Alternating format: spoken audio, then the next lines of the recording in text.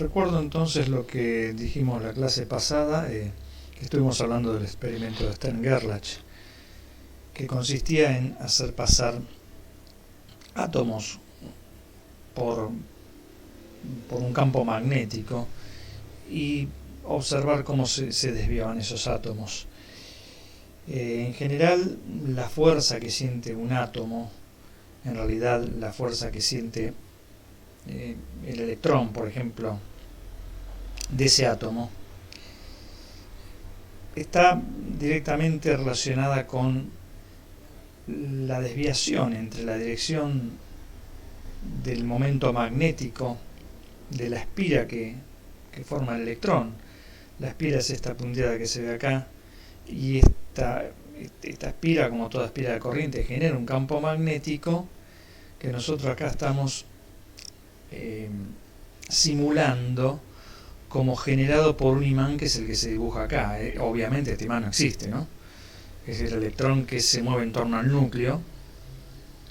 Bueno, esta espira tiene un momento magnético, que en este caso el momento magnético es paralelo a la dirección de este imán, y el ángulo que forma ese momento magnético con el campo magnético, de ese ángulo depende cuánto se va a desviar el átomo cuando atraviesen estas piezas polares. Entonces, por ejemplo, los átomos cuyo momento magnético es perpendicular al campo magnético, como es este caso, los átomos que entran a las piezas polares de esta manera, o sea, donde el electrón gira en un plano cuya normal a ese plano es perpendicular al campo magnético, esos átomos no se desvían y van a parar al centro de la pantalla. Y después, claro, el resto de los átomos que no están en esta posición, digamos, sufren desviaciones, distintas desviaciones. Entonces, según la mecánica clásica, todos esos átomos que ingresan a esta región sufren todas las desviaciones posibles, porque tienen todas las direcciones posibles. Cuando digo las direcciones posibles, me refiero a que tienen el momento magnético, forma un ángulo arbitrario con el campo magnético B, y están todos los ángulos presentes, ¿no? Porque cuando los átomos pasan por acá, no pasan todos orientados de la misma forma. Acá yo muestro 3 orientaciones. En realidad, si uno lo piensa esto clásicamente, están todas las orientaciones posibles, y por lo tanto acá debería haber una mancha o continua, es decir, los átomos ocuparían toda esta región dentro de este punteado en forma oval. Eso es lo que predecía la mecánica clásica, los argumentos clásicos. Pero no se veía eso, se veía solamente 2 manchas, como que los átomos tenían 2 direcciones posibles y no más de 2. Y, por ejemplo, esta posición, de alguna forma, por llamarla de alguna manera, la orientación de esta espira electrónica no estaba presente, porque si hubiera estado presente hubiera habido otra mancha acá en el centro. Pero no estaba presente tampoco ninguna de las intermedias, ¿no? Entonces, ¿cómo lo explica la mecánica cuántica? Bueno, la mecánica cuántica lo explica por cuantificación del momento angular. Ya habíamos visto que el momento angular presentaba lo que se conoce como cuantificación espacial. Es decir, dada una dirección, que es la dirección del campo magnético, que uno está aplicando a esa dirección, la llama Z. Dada esa dirección, los vectores de L, y por ende los vectores de momento magnético, no toman cualquier ángulo respecto del campo magnético, no pueden formar cualquier ángulo. Acá en este dibujo lo que se hizo, bueno, fue justamente poner de relieve eso, ¿no? En vez de dibujar la espirita, dibujé el imancito equivalente. Entonces, por ejemplo, si el átomo estaba en el segundo estado excitado, L, su número cuántico L, vale 1, porque recuerden que L corría de 0 hasta 1 menos que N. Si N vale 2, es decir, si el átomo está en el primer estado excitado, no en el fundamental, en el primer estado excitado, N vale 2, por ende L puede valer 0 o 1. Eso lo vimos cuando vimos el átomo de hidrógeno. Supongamos que decimos, bueno, los átomos están con L igual 1. Entonces con L igual 1 había 3 posibles valores para el M. Por favor, lo que les pido es que revisen, si no se acuerdan de qué estoy hablando, revisen la clase donde hablamos del átomo de hidrógeno, ¿no? Entonces había 3 posibles valores para el M, que sería la proyección sería el LZ. El M podía valer más 1, 0 o menos 1. Entonces esos valores de más 1, 0 o menos 1 me dan 3 distintas inclinaciones posibles para el L. Pero claro, como que son las que están dibujadas acá, ¿no? Estas 3. Respecto del campo magnético siempre, respecto de B, el LZ tiene en este caso este ángulo de inclinación, o puede tener un ángulo de 90 grados, o puede tener este ángulo que está acá. Eso es del átomo de hidrógeno. Y vimos en el átomo de hidrógeno lo que era L y M. Y la clase anterior comentamos de dónde salen estas inclinaciones, ¿no? El seno del ángulo de inclinación sería el LZ, es decir, la proyección de este L en la dirección de B, todo esto, dividido el módulo de L. Entonces todo esto dividido el módulo de L me da este ángulo. Pero este ángulo, bueno, es 90 menos este, ¿no? Entonces uno con el ángulo S podía sacar este ángulo. Eso lo vimos en la clase pasada. Bien, entonces, desde la mecánica cuántica, si M vale 1, bueno, la inclinación del L sería esta, y por ende, esta también es la inclinación del M, del momento magnético, debido al movimiento orbital del electrón. Si M valía 0, el ángulo, claro, al tener LZ igual 0, el ángulo vale 90 grados, ¿no? Es todo esto. Es todo eso. Entonces, esto está simulando el electrón girando como se muestra en este dibujo, ¿no? Y lo tercero que predecía la mecánica cuántica es esta otra inclinación, este ángulo de inclinación.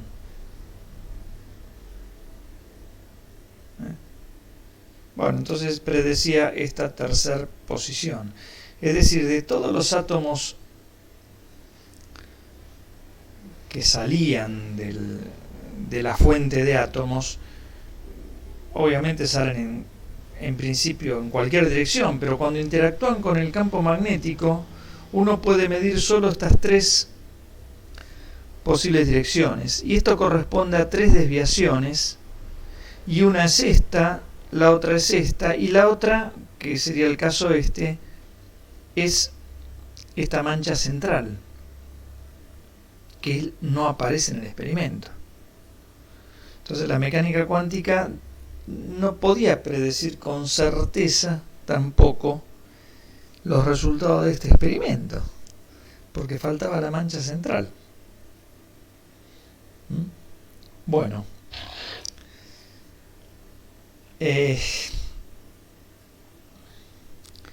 claro, encima, si uno considera que el átomo está en su estado fundamental, como realmente sucede, porque el primer estado excitado del átomo de hidrógeno, para generar ese primer estado excitado, uno necesita volcar mucha energía en el hidrógeno, en el gas de hidrógeno, por ejemplo, descargando una corriente eléctrica intensa, qué sé yo. Pero en el experimento no se descargaba ninguna corriente ni nada, simplemente de ese cañón de átomos de hidrógeno salían los átomos de hidrógeno. Entonces lo más lógico es pensar que esos átomos de hidrógeno estaban en su menor nivel de energía. Uno no los calentaba ni nada, ¿no? Como para excitarlos y llevarlos a otro nivel más alto de energía. Así que los átomos de hidrógeno estaban en estado fundamental, es decir, n es igual a 1, ¿no? Tal cual dice acá, el L va de 0 hasta n menos 1, pero si n es 1, L solo puede valer 0. Pero si L vale 0, M vale 0, no puede valer otra cosa. Y el M estaba relacionado con lo que valía el LZ, o sea, la componente Z del L. La componente Z del L valía M por H barra, átomo de hidrógeno. Pero si M vale 0, bueno, LZ vale 0. Entonces, peor todavía, porque si bien los átomos cuando salen del cañón de átomos salen orientados de cualquier forma, cuando pasan por acá e interactúan con el campo, la mecánica cuántica solo predice que van a estar en esta posición, ni en esta ni en esta. Perdón, acá están todos es la misma posición, ¿no? Esta o esta. No van a estar inclinados. Y si salen todos así en esta posición,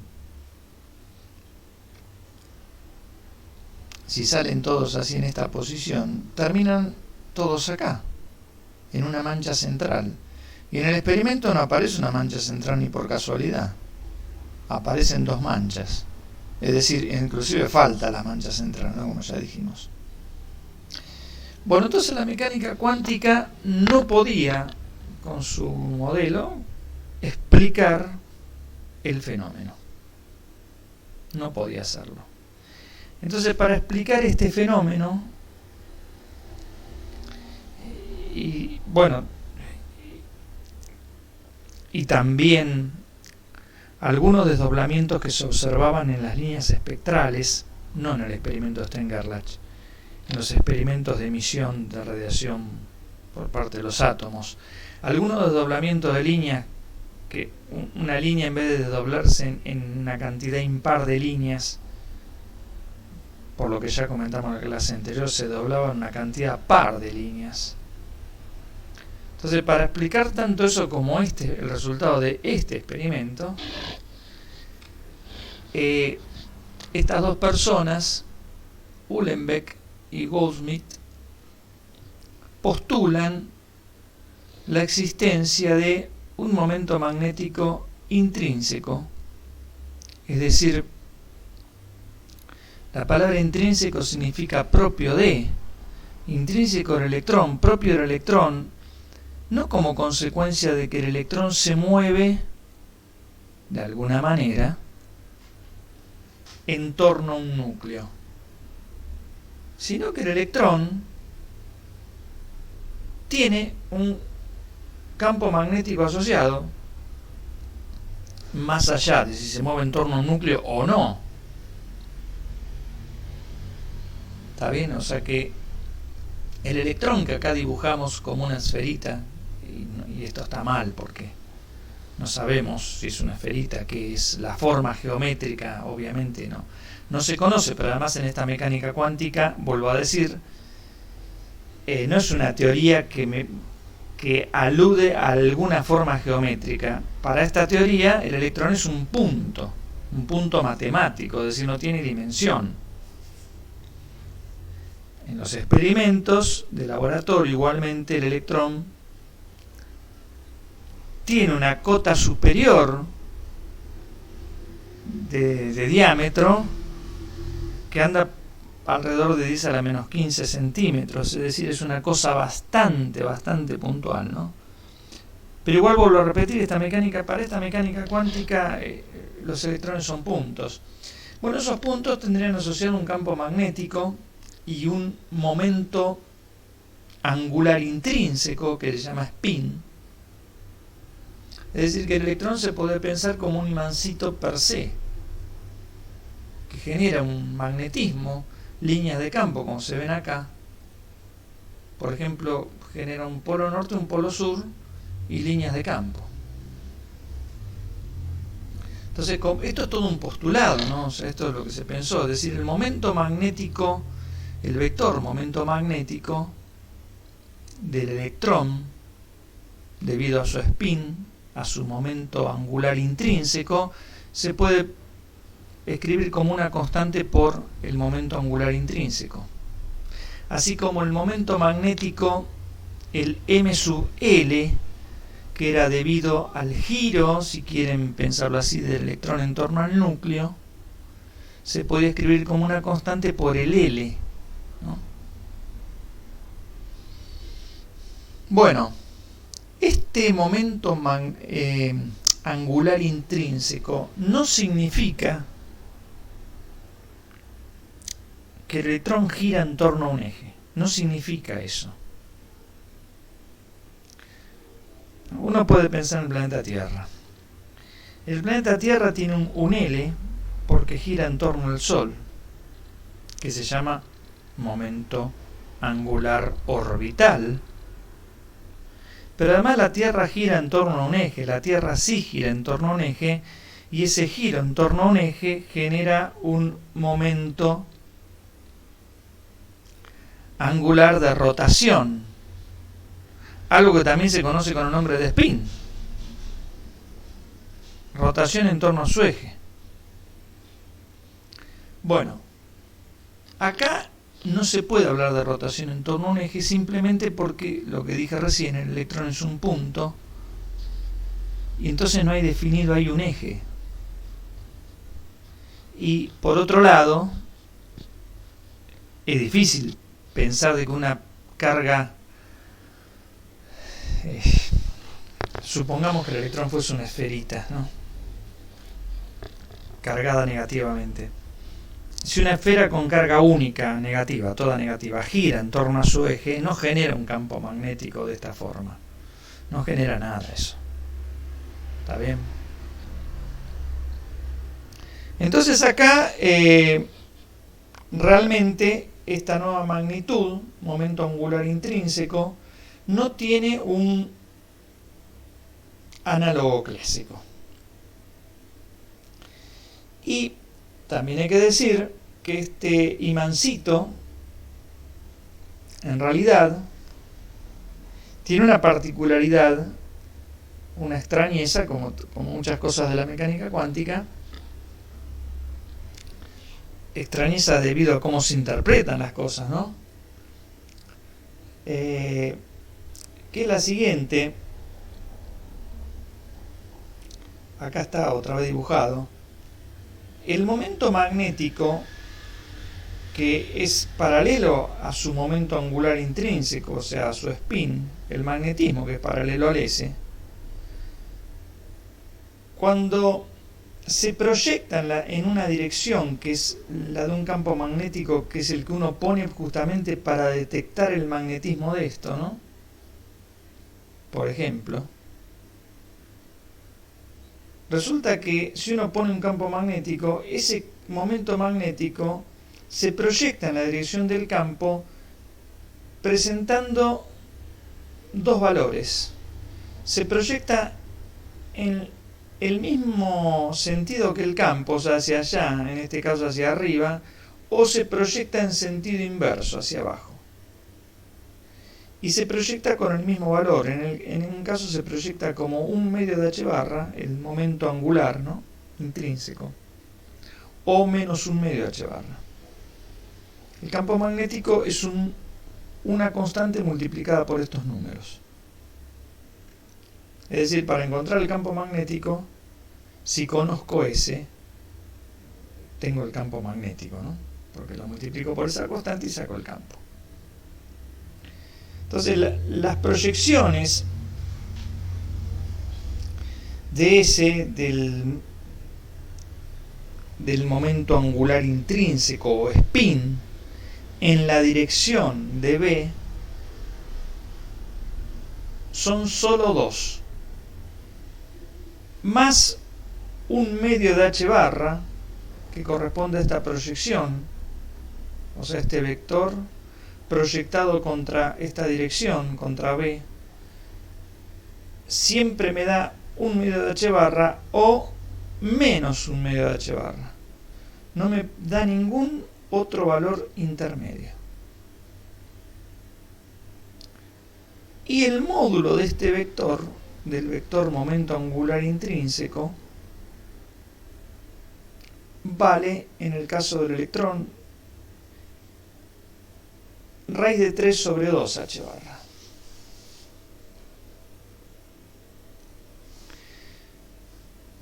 ¿De dónde viene este número?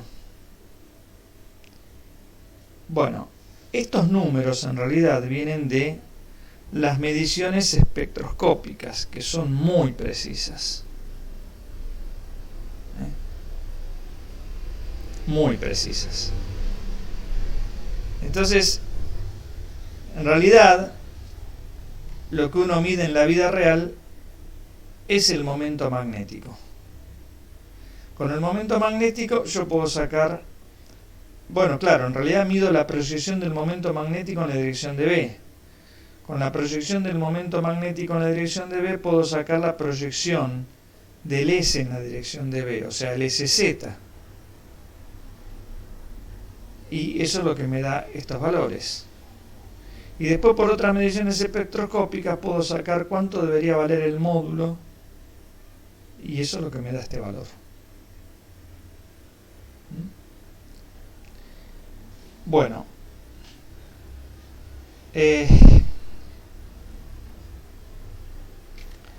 bien, entonces, bueno, como dice acá, los valores, los autovalores de SZ, es decir, recordemos que, bueno, en mecánica cuántica las cosas que mido, que son magnitudes que puedo medir, están asociadas a operadores cuánticos. Esos operadores poseen autovalores,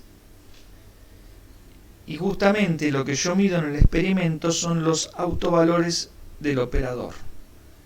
Entonces, como S, el momento angular intrínseco, es una cantidad medible,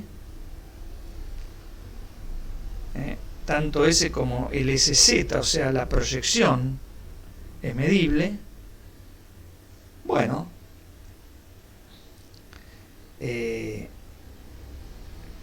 lo que mido son los autovalores. Si mido la proyección, mido los autovalores de SZ. Entonces los valores que dije antes, como mencioné antes, están ajustados a los experimentos de Stern-Gerlach y a la evidencia espectroscópica, ¿no? O sea, las mediciones que salen de la espectroscopía, que permite, vuelvo a repetir, obtener mediciones muy, muy precisas de estas cosas. Bueno, si hablemos de la proyección, el SZ, Si el SZ es una magnitud, algo que se puede medir, en mecánica cuántica tiene que tener asociada una autofunción. Tal que si uno opera, el operador lo opera contra la autofunción, me va a dar un número por la autofunción. Ese número es lo que yo mido. Por ejemplo, SZ tiene como autofunción la que se anota así, psi para arriba de S. Esta psi para arriba está representando a un electrón que tiene spin para arriba. Su proyección de spin aparece para arriba. Vuelvo a la hojita anterior. Está representando un electrón, como podría ser esto, ¿no? Que cuando se mide pasa por el campo magnético, acá aparece el campo magnético, se proyecta un momento magnético hacia arriba, o sea, se proyecta un momento magnético en mismo sentido que tiene B. Entonces, si el electrón, cuando yo lo mido, cada vez que lo mido le pasa eso, quiere decir, vuelvo acá, que el electrón está en estado psi para arriba. Pero yo cuando mido un electrón también puede ser que ese Z aparezca con proyección hacia abajo. Recuerden que ese Z se manifiesta solamente con dos proyecciones, o para arriba o para abajo. Bueno, las funciones asociadas a ese estado, recuerden que en mecánica cuántica el estado de algo ahora está representado por una función de onda. Si cada vez que mido el spin, su proyección, me da menos un medio de h barra, quiere decir entonces que el electrón está en un estado de spin caracterizado por una función que se anota así, psi para abajo.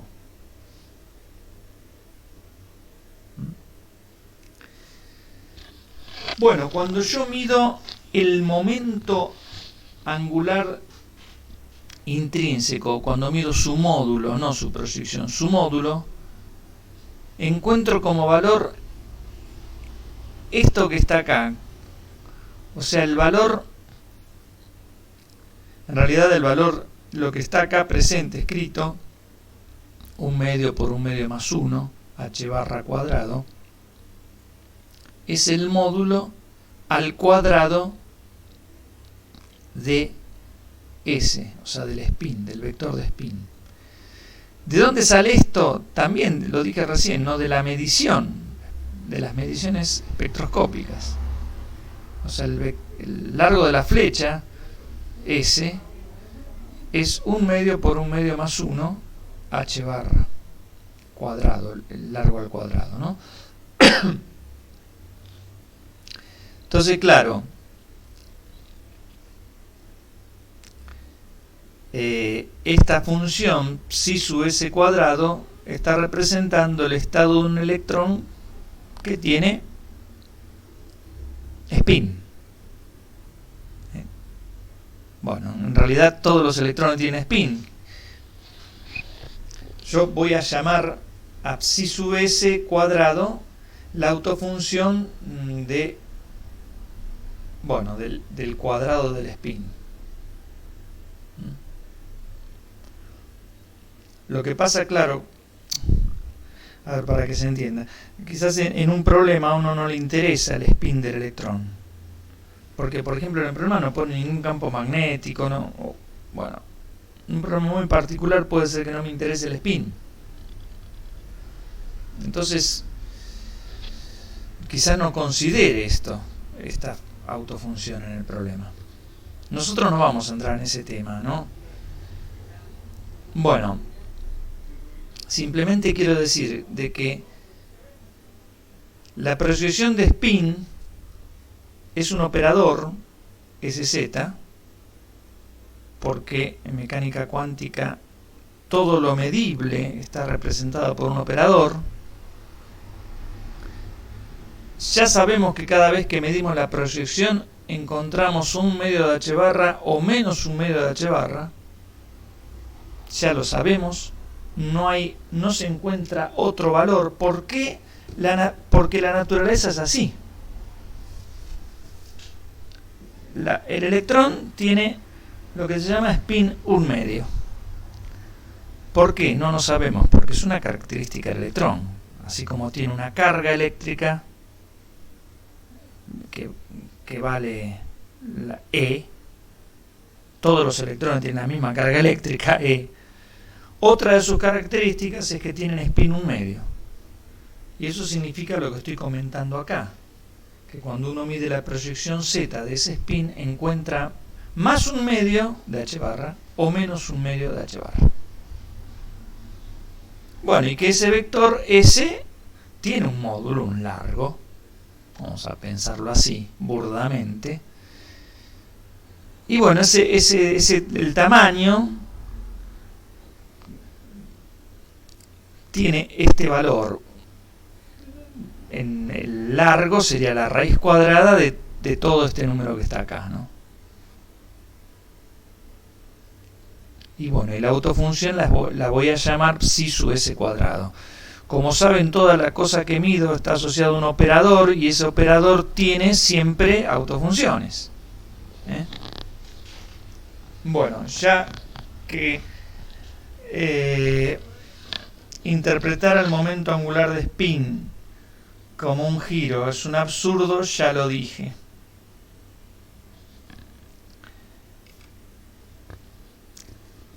Bueno, claro, acá está por ahí un poco más, otra vez escrito y un poco por ahí más claro. Esta bolilla que está acá representa el electrón. Este vector representa su spin. Esto que está en rojo representa la proyección positiva del spin. O sea, positiva significa en el mismo sentido que apunta B. Y esto que está en azul representa la proyección negativa del spin.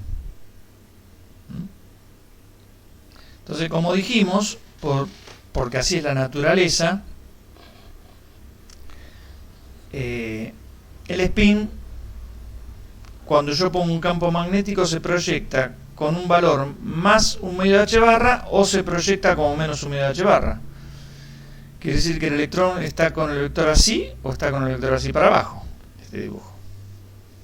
Esas son las únicas dos posibilidades que aparecen, ¿no? Y por otro lado, tiene un módulo este vector, que ya dijimos cuánto vale, la raíz de 3 sobre 2, ¿no? H barra, ¿no? Bueno, quiere decir que como tenemos la proyección SZ y tenemos, o miremoslo acá, como tenemos la proyección SZ y tenemos el módulo, que es este, bueno, vamos a tener el ángulo, ¿no?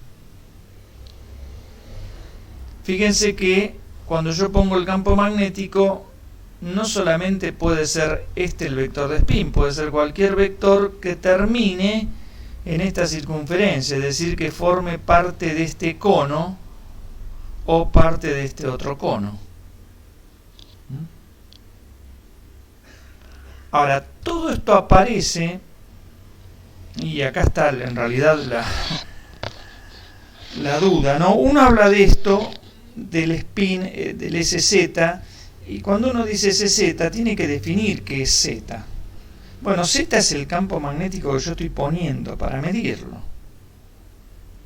La pregunta que yo me puedo hacer es, ¿y si no hay campo magnético, existe el spin del electrón?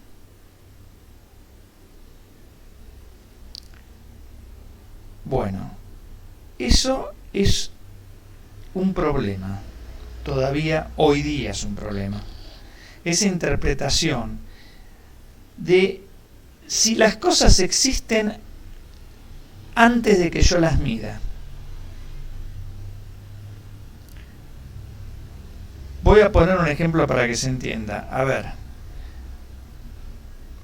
cada uno de ustedes existe más allá de si alguien los mira a ustedes o no los mira, ¿no? O si alguien interactúa con ustedes. Bueno, suponemos que sí, ¿no? Pero también uno podría decir, mira, si está la persona sola, Juan está solo en el universo y no hay nada con el que interactúe Juan, ningún ser que pueda decir, ahí está Juan. ¿Juan existe? Bueno, podría decirse no, solamente existe porque interactúa con algo.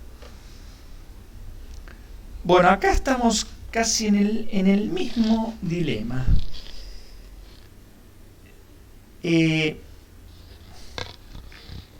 Por cómo está formulada la mecánica cuántica, tema al cual nosotros no entramos en este curso, sí entramos en el curso de temas de física, con ese tema,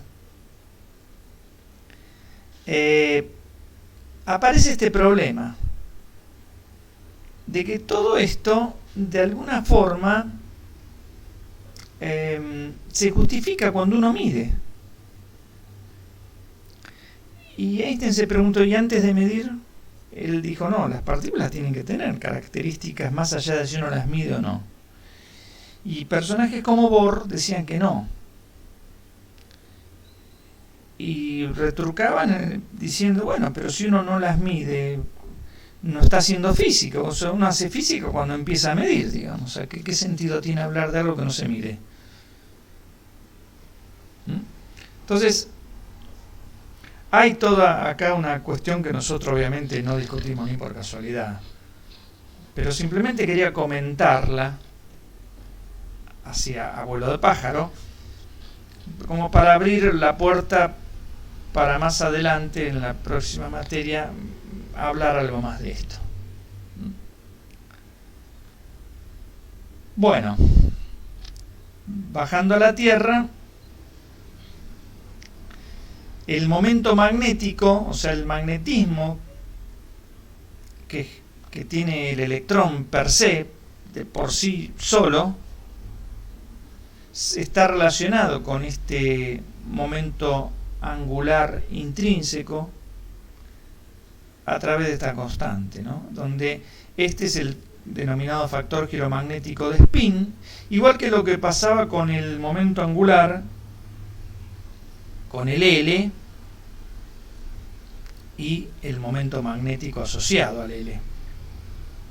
Fíjense en las clases anteriores, acá decía ML, o sea, el magnetismo que se genera por el momento angular del electrón, el momento angular, si quieren pensarlo así, orbital, o sea, cuando el electrón gira en torno al núcleo, pensémoslo así burdamente. Ese momento magnético estaba relacionado con el L a través de esto mismo, nada más que acá aparecía G sub L, que era el factor giromagnético orbital, y ese G sub L valía 1. Bueno, acá la expresión es la misma, se postula la misma expresión, obviamente uno puede postular lo que quiera, pero después esto hay que corroborarlo con el experimento, ¿no?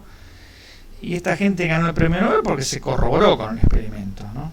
No es que se postuló y yo digo lo que quiero. Bueno, y acá el factor giromagnético de spin vale más o menos 2.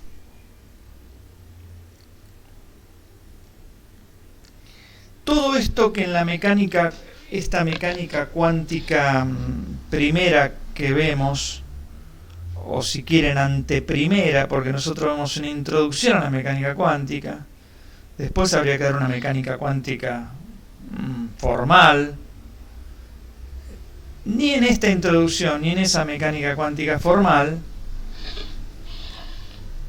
el spin surge de la teoría, hay que ponerlo a mano. Hay que ponerlo a mano. Sin embargo, el spin surge de una teoría que es posterior a la mecánica cuántica, que es la teoría de campos, que es una teoría que mezcla la mecánica cuántica con la relatividad especial. Un primer esquema de teoría que mezcla ambas cosas es lo que se llama la teoría de Dirac. Bueno, en la teoría de Dirac, en la ecuación de Dirac, el spin surge naturalmente, no hay que postular nada. Eso es lo maravilloso que tiene esa mezcla entre relatividad especial y mecánica cuántica. Pero acá lo tenemos que poner a mano. Bien, eso por un lado. Entonces, con ese postulado, suponiendo esto, ¿no?, que existe un spin, etcétera, etcétera, se arregló el problema del experimento de Stern-Gerlach y también se arregló esos desdoblamientos de las líneas espectrales en una cantidad de líneas pares. Recuerden que en la clase pasada o la anterior habíamos hablado de que, bueno, como el m toma un número impar de valores, una línea se debería transformar, por ejemplo, en 3, en 5, en 7, pero no se puede transformar en una cantidad de líneas pares.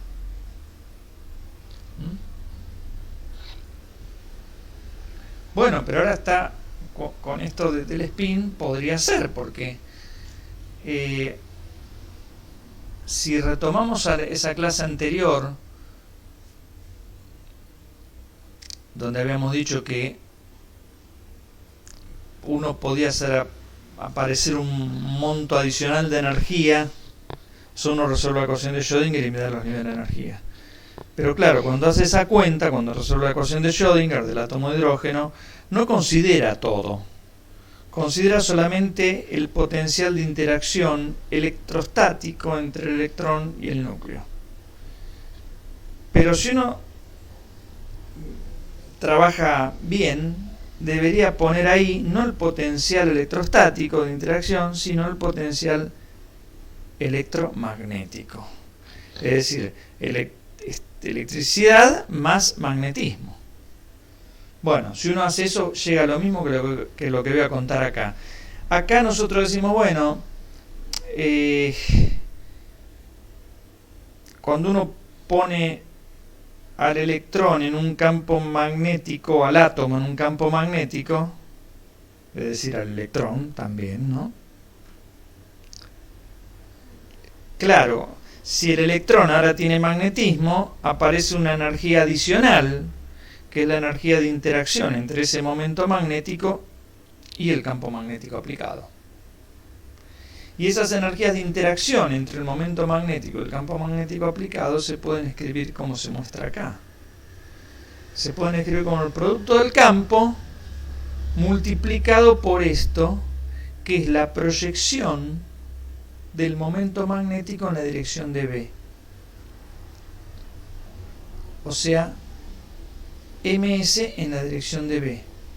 O, claro, la dirección de B es la dirección de Z. Así que yo acá podría haber llamado ms en la dirección de Z.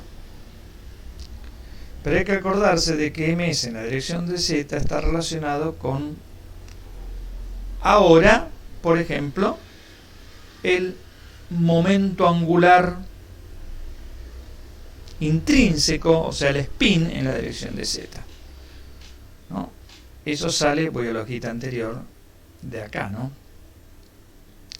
Si este vector es un múltiplo de este, bueno, la componente z de este vector va a ser este número multiplicado por la componente z de este. ¿Está bien?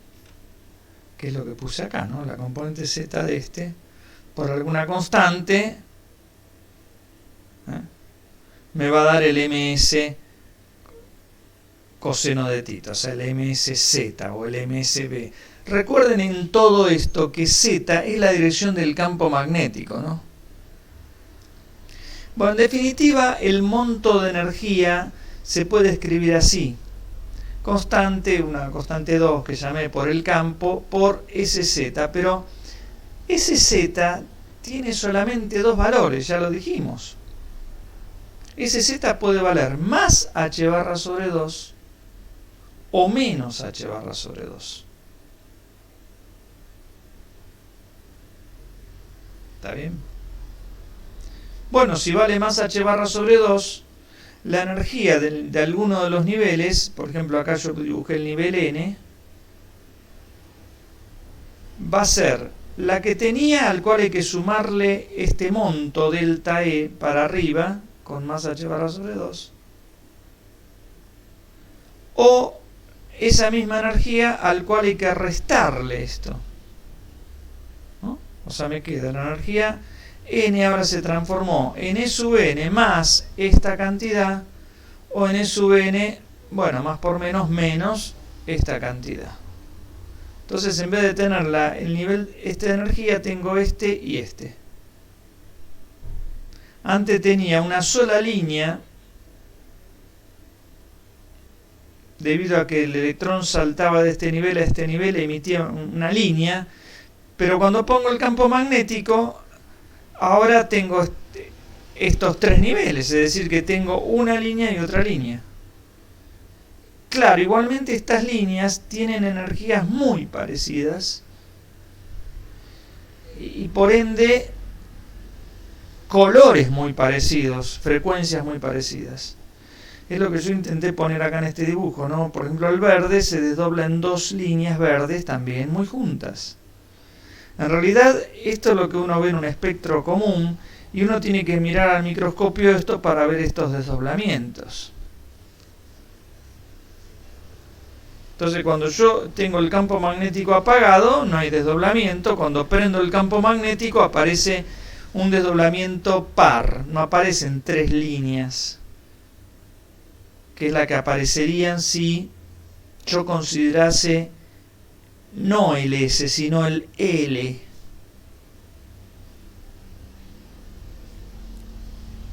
Bueno, acá estamos dando una explicación, aunque parezca mentira, muy sencilla del problema. Porque en la vida real,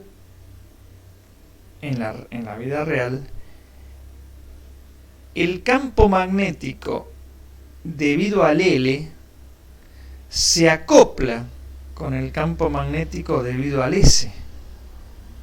Y todo eso se acopla con el campo magnético B, que yo pongo de afuera. Y es un despiole eso. No estamos haciendo ese tratamiento más riguroso. Estamos simplemente ultra simplificando todo esto, es decir, que no lo estamos diciendo correctamente. Pero si lo decimos correctamente como es, nadie va a entender nada. No sé si están entendiendo esto.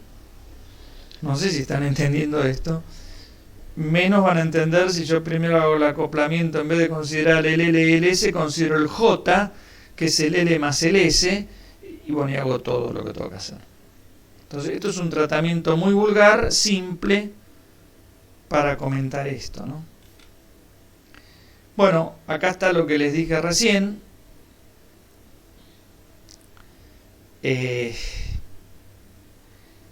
Bueno, que esos desdoblamientos de líneas no son sencillos, no es que una línea se divide en dos o en tres, a veces hay desdoblamientos en general múltiples.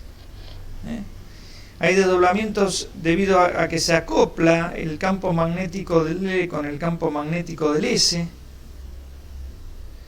Ese acoplamiento se llama acoplamiento a spin-órbita.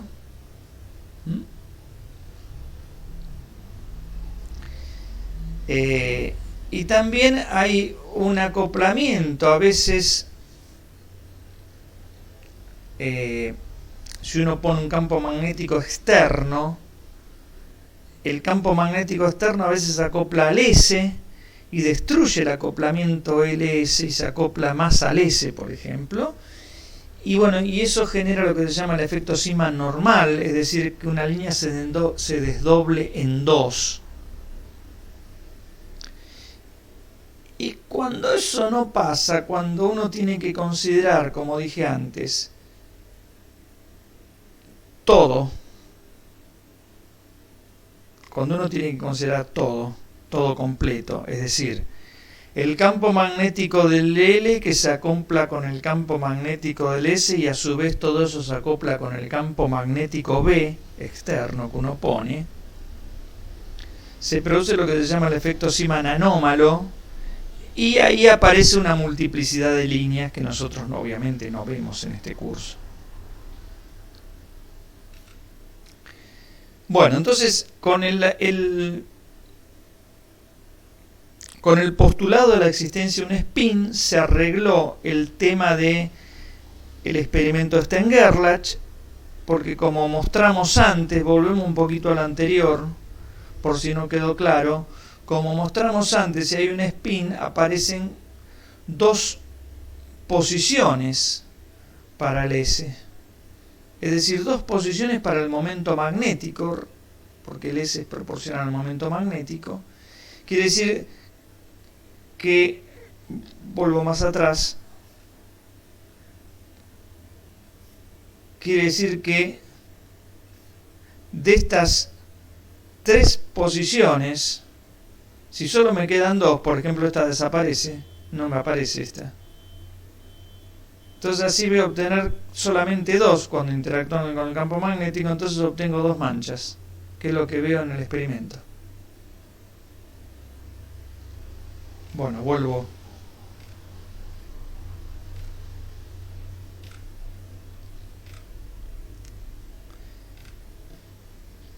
Bueno, entonces con el spin se arregla el Stern-Gerlach y se arregla también este efecto Zeeman que se observaba cuando uno pone un campo magnético intenso que desdoblaba las líneas en una cantidad par de líneas. Bien, pero como dije antes, el spin es algo que se mide y por ende es una magnitud y por ende está representado con un operador, ya lo dijimos.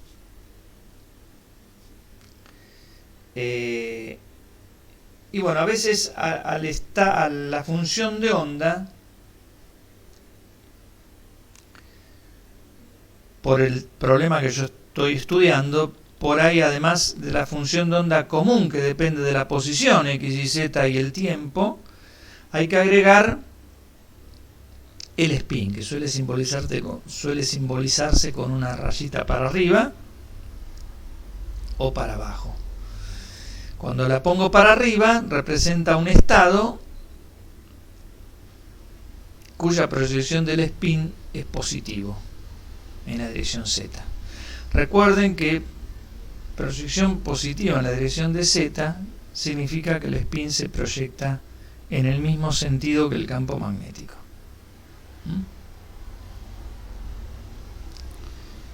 Y si pongo la flechita para abajo, esto está representando un estado de una partícula con spin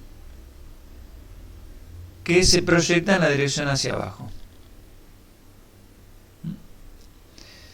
Como bien dice acá, en algunos problemas, por ahí no me interesa la función de onda en su totalidad, la que depende de x y z, sino una parte de ella,